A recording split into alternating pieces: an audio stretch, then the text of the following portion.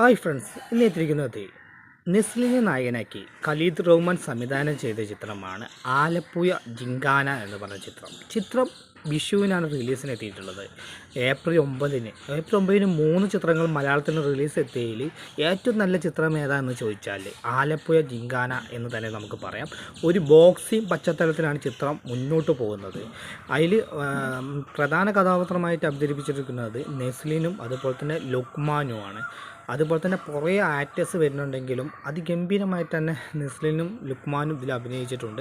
പിന്നെ പറയാനുള്ളത് വെച്ചാൽ ചിത്രം ഒരു ബോക്സിംഗ് സ്റ്റോറിയാണ്. നമുക്ക് ചിരിക്കാനായിട്ട് പോകാൻ പറ്റുന്നൊരു ചിത്രം തന്നെയാണ് ആലപ്പുഴ ജിങ്കാന എന്ന് പറഞ്ഞ ചിത്രം. നമുക്ക് എന്തായാലും വിഷുവിന് കുടുംബസമേതം പോയി കാണാൻ പറ്റുന്നൊരു ചിത്രമാണ് ആലപ്പുഴ ജിങ്കാന. തീർച്ചയായും നിങ്ങൾക്ക് ധൈര്യമായി ടിക്കറ്റ് എടുക്കാവുന്ന ഒരു ചിത്രം തന്നെയാണ് ആലപ്പുഴ ജിങ്കാന.